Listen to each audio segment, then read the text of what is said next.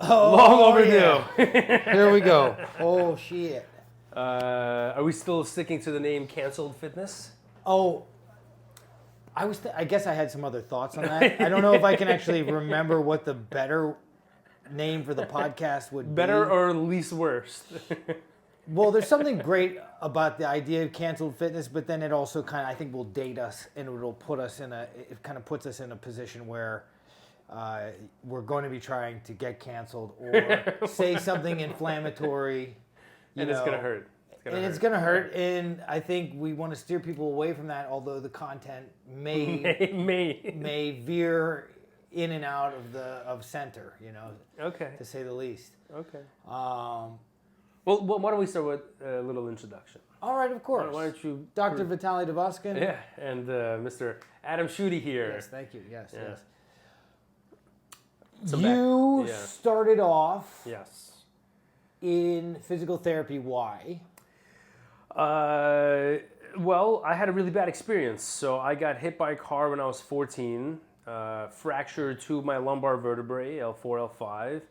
And vertebral bodies are more like spinous process. The body, the pedicle, which is fans into the like spiny stuff you see in the back. Yeah, of course. Forward. Right, Wow. and you were in medical spine, so the pedicle. We're all about the pedicle. That's where you put your screws through. Exactly. Yeah, unless it's damaged. Well, I mean, I'm sure at this point, right? So what did they do? What did they do for you? They did nothing. I laid on a vibrating bed. I showed up to, this was sort of. There was a bit of like a pandemic of fake car accidents happening in South Brooklyn, in maybe the community I grew up in, no names mentioned, and they treated me like I was, actually, yeah, kind of. Even though the imaging was clear that this kid clearly got hurt. I mean, I shattered this guy's windshield, and then he continued to. He veered off, so I caught like the one side, the passenger side of his windshield, and then he still hit cars on the parked on the other side of the road. Anyway, and so alcohol? Who knows? It was him and his wife or partner. They were in the car. They freaked out. I am, some angel certainly veered my head in the right path because. Not only am I not paralyzed, but I'm alive here, speaking to you. So there were some head injuries, though. Yeah, well, personality would show. So I laid on a vibrating bed for most of the time, and there was one point where they used that direct current that I'm using with our patients now, but there was like a poking rod that you used to use back in the day. The Soviets likely were using, and these guys used that with me. I remember like once or twice it was so painful. In your back? Yeah, like poked my back with this metal electrified rod. Okay. So next time I put the direct current on you, be grateful that it's a pad and not a metal rod. A metal poking rod. Yeah. Wait, but it wasn't percutaneous, was it? I mean, it wasn't through the skin. No. Or subcutaneous. Yeah, right. No, it was a superficial shock. Okay. But like a cattle prod. That's exactly how I felt, yeah. And I'm 14 years old and I'm showing up to these visits, these physical therapy visits, and I'm laying on a vibrating bed. And maybe vibration therapy, right? I don't know. I'm like pulling at strings here to justify their negligence. But nevertheless, I thought I wanted to go into chiropractics initially because it was my spine. Yeah. My high school swim coach's cousin at the time, so I was well enough to join the swim team in high school, competitive, Brooklyn champs 3 years in a row. Wow. Let's go Madison High. Wow. Yeah. And he put me in touch with his cousin, who was a chiropractor, and the chiropractor said, follow the industry, follow the dollar signs, go into physical therapy. And, look, as a humble Soviet Jew refuging, to this country, you want stability, and you're going to follow something that kind of speaks to that. And then I did exercise science in Syracuse, a little minor in coaching, and really, all through those 4 years, fell in love with just the human body. Yeah. Its sort of adaptability. Yeah. And the intricacies. I mean, you could zoom in and zoom in and zoom in, get right down to the atoms and the electrons, and and then equally zoom out and just watching somebody walk down the hallway, right? I mean, it's a spectrum. Without a doubt, So chronic pain was something that kind of spoke to me when I came out of PT school and Stony Brook University. Let's go. and that was it. I did a lot of manual work because chronic pain often responds well to that, and sharpened my skills with many different schools. The Institute of Physical Arts in particular gave me a lot of foundation, and then I realized that I was feeding people to fish instead of teaching them to fish. Okay. Yep. Because as great as it is to take somebody out of the fire, you then want to walk the path forward with them. And I realized that going back to my exercise science roots, introducing some kind of resilience to them, because maybe not everyone has as hard of an upbringing, or maybe dealing with a tougher situation in life, and their pain is the only thing they have that's weighing them down. And so blinders on, you're immediately just tunnel visioned into that problem. So I realized that let's give them some resilience, let's teach them how to strength train, and equally let's for my own self step back into the ring, because up until tearing my ACL, which happened shortly after moving into this facility, I was really just doing cardio. I was cycling at that point, in fact. So I always said I'll wait till I'm 40 to get back into strength training, because my own tunnel vision of strength training was the classical gym. And it wasn't, again, coming out of that chronic pain background, it was more, there was no, hey, why don't you do dance for fitness? Why don't you do, calisthenics for fitness? Why no dance or calisthenics? Why not these other modalities? It seemed to me, and I'm sure I could resonate with a lot of people. Strength training, to me, right? I'm almost 40 here, so maybe that's an age thing, but it was always you get into the gym and that's strength training, right? Doing plyometrics on a field, because I never really played a field sport, even though I understood it, and I certainly was able to prescribe it to my own clientele, because that's what their progress and rather discharge needed. Myself, my own experience with fitness was very kind of limited to, and that's why I said I'll get back into the gym.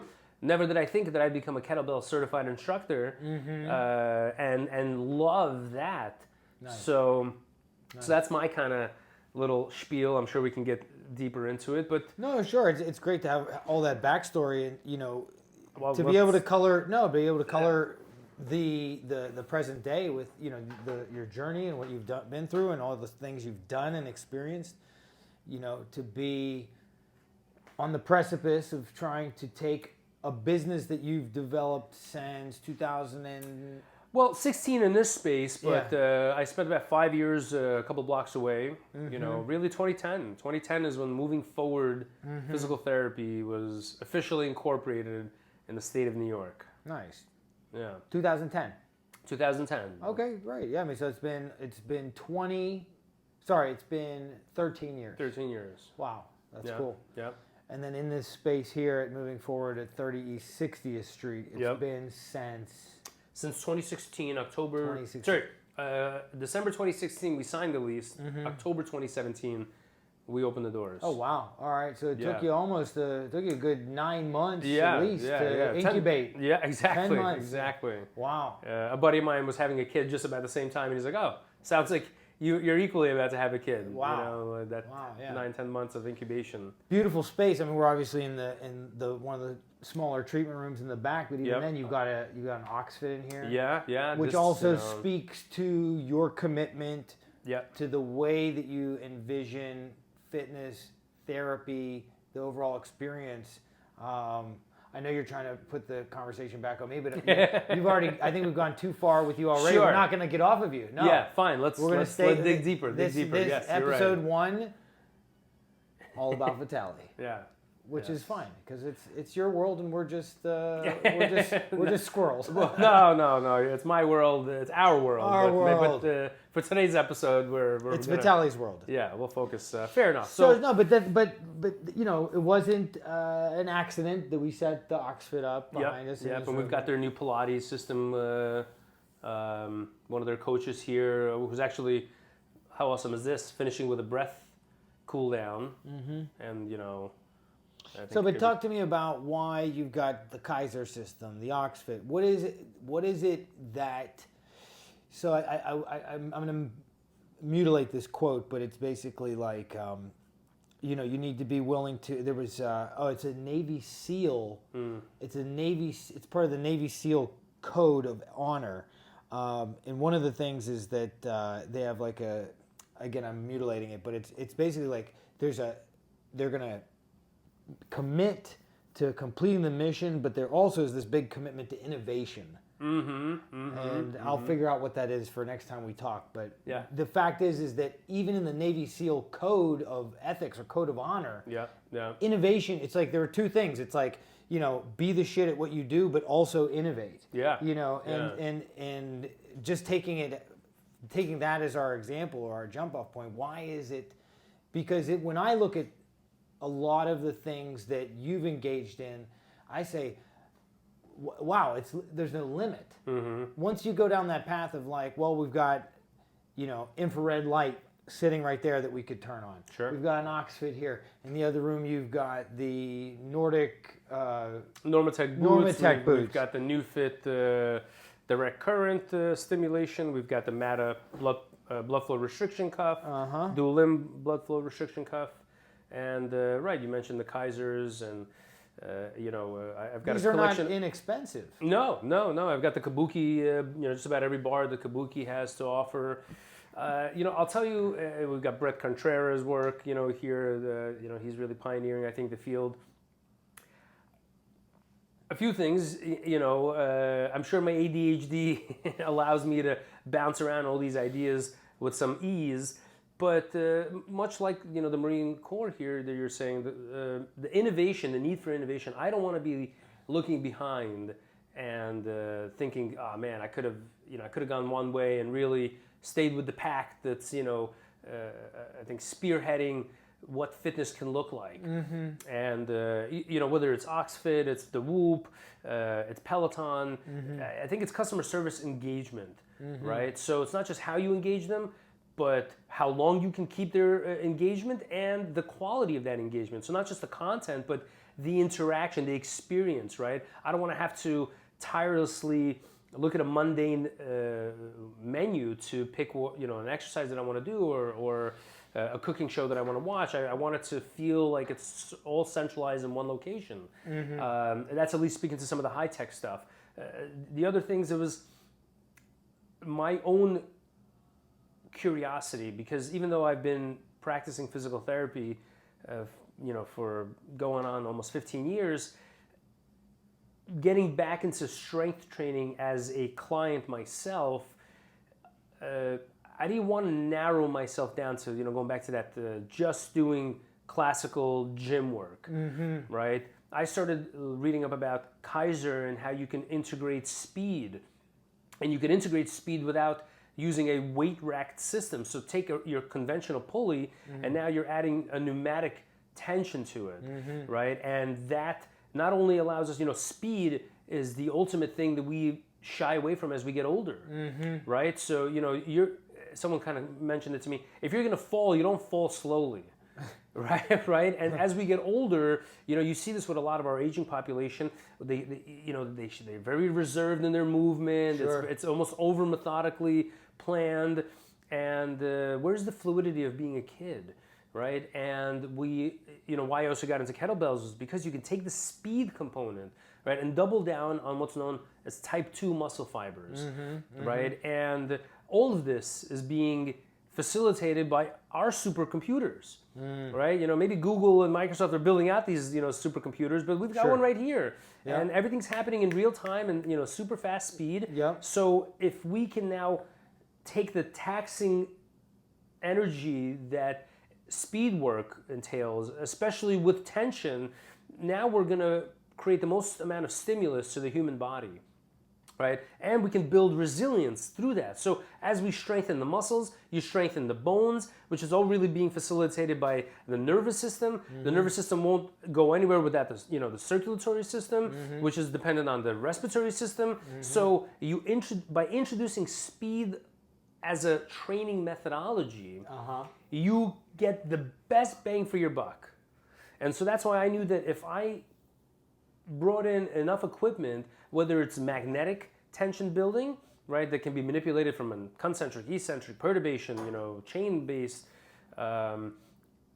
We heard you. Yeah, it heard you. Yeah, it's like I'm going to recalibrate pre-tensile tension.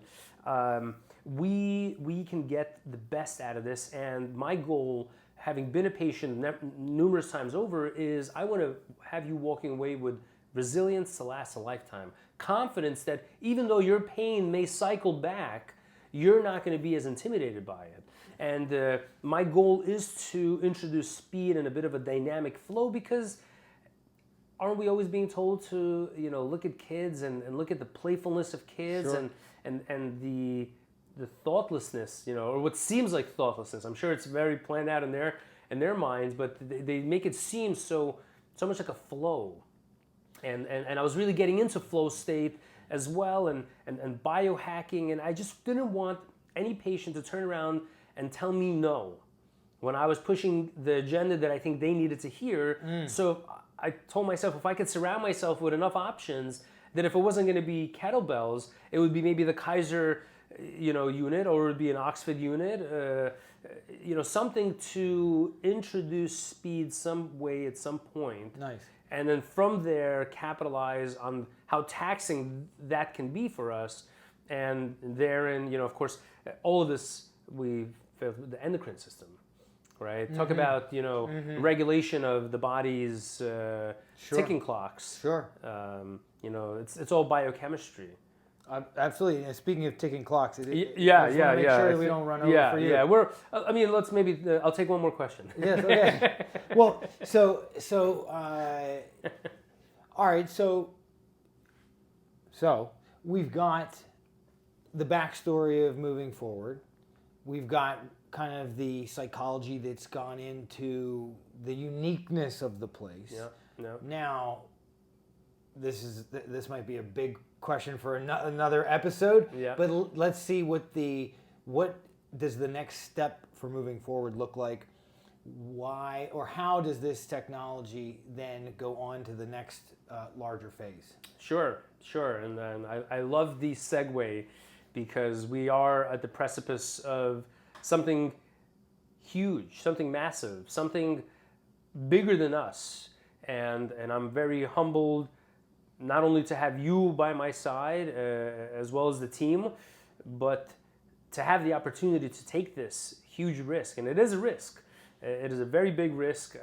This was a major risk. I was way in over my head. I simply thought that, I was paying rent in one place, so I could just find another comparative rent, yeah, and that's it. And it would just carry over. Just skip right over. Yeah. Exactly. And never mind the construction costs, the filing costs, the building costs, supplies, lead times, ancillary staff that you need. Staff, the vendors, just all of this was such an overbearing process. And you would have thought I'd learned my lesson and would have just stayed comfortable, because at one point, I was fortunate enough to pay off all those debts, and it was quite a lot of debt. And I could have just stayed put. But I never got into this to make money. I got into this to really empower myself, and by doing so, empowering others around me. And so, to your question, the next step is really on the horizon. As of last year, we signed a lease on a 5,300 square foot facility. This facility, of course, has all of the uniqueness that we have in this space, but then we're doubling down once again. And when I say that, I mean, why all the gizmos, right? I explained that, because I want to find ways to penetrate someone's, resistance. For sure. But once I've taken them to the promised land, how do I keep them there? Because, or better yet, how do I capitalize on some of these players that feel that, it's just go, go, go? And I'm fortunate enough to have spent all 15 years in the Midtown Financial District. And this neighborhood has got race car drivers. And what I mean by that is these guys... Adrenaline junkies.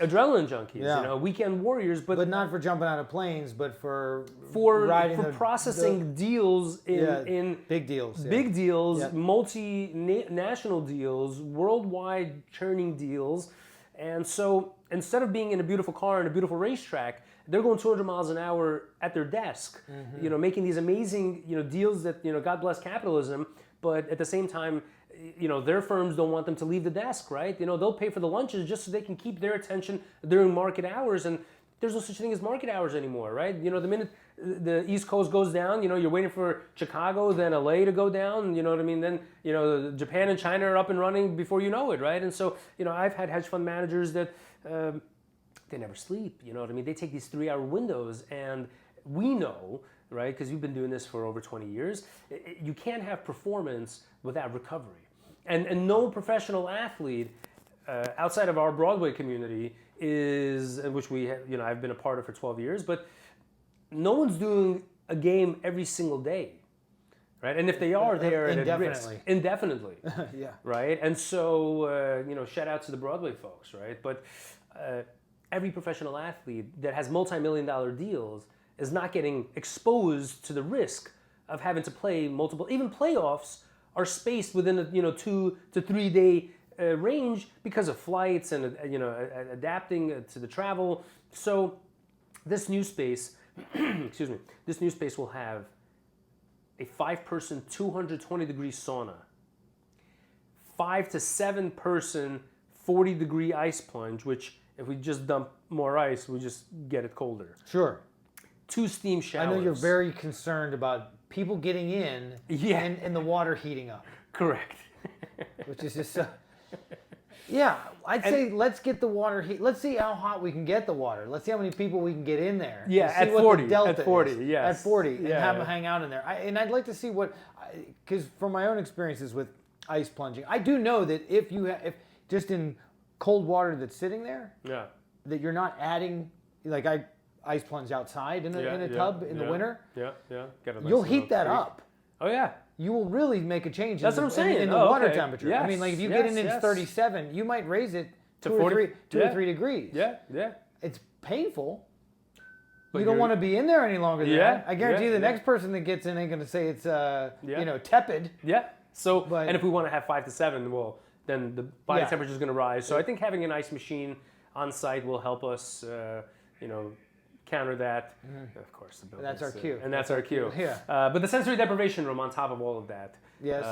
And all of that to create recovery. We're going to double down on sound meditation because we know that there's brain wavelengths that we operate on. Absolutely. And you know, we can hack that, if you will, to better down ramp or up ramp the user. I think it's, I mean, I know you like the hacking term, and that's definitely been popular to be used, you know. But I definitely, you're gardening.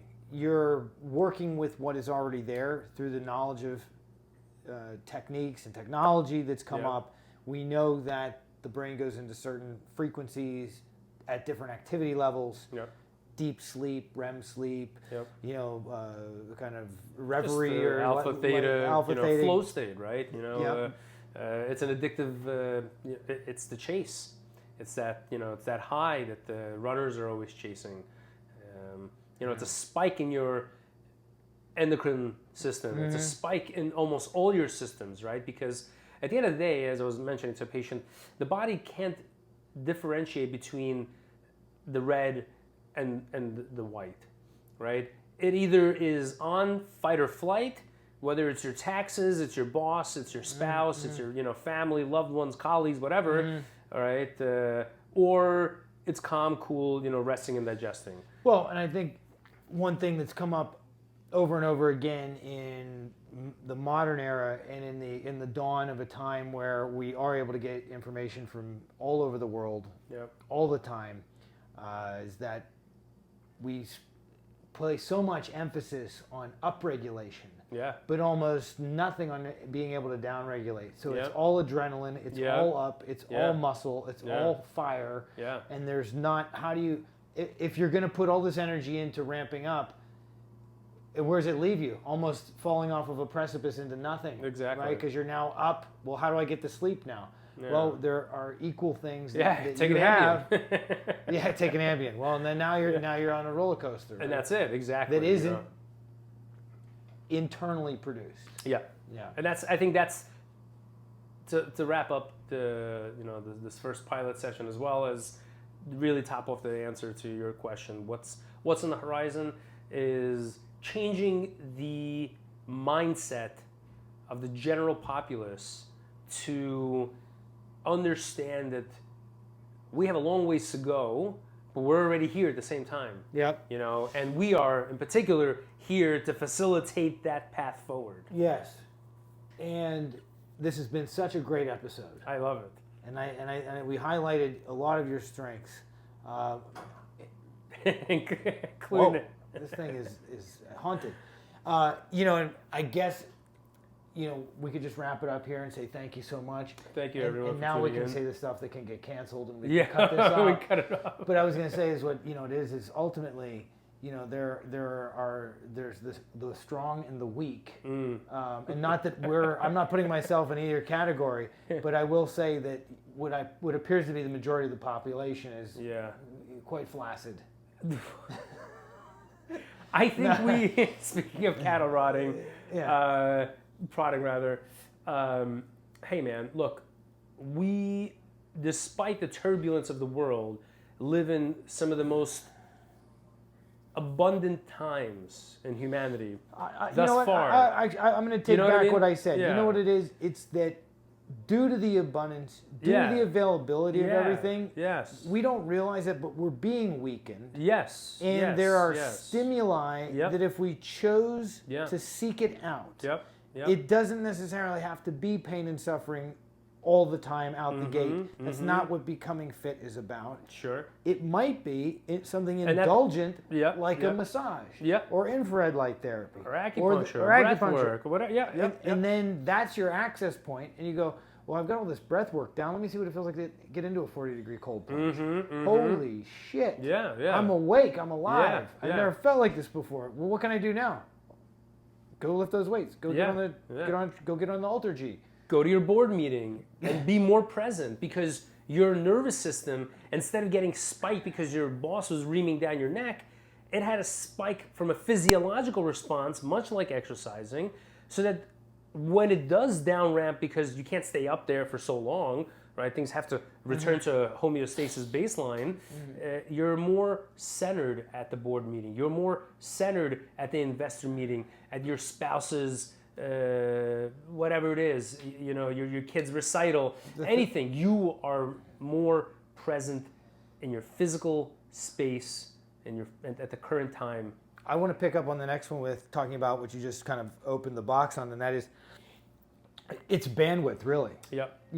And resiliency. Yep. Adam, fucking pleasure. Looking forward to man. swapping seats and Gotta do hearing it. more about Gotta do it. your it. backstory. Yeah, it's Atomic Fitness. not If you important. guys haven't heard about it, quite boring. no. This man has. This is where I belong down here. He has gone through his own fair share of ups and downs, and it is a great story. Some of it training Kelly and Michael Strahan on their live show. Hey, listen, you know what? This guy is full of talent. He's full of charisma. He's full of heart, and more importantly, he's grounded me, which requires a lot of patience. And he is now the chief operating officer at Moving Forward, and he's making the dream that we both have in common come together, and really steering this ship in the right course. Yes, sir. That's right. Right there. Right there. On Right that where I'm note, looking. I got to run so I don't lose my client. Adam, I fucking love you.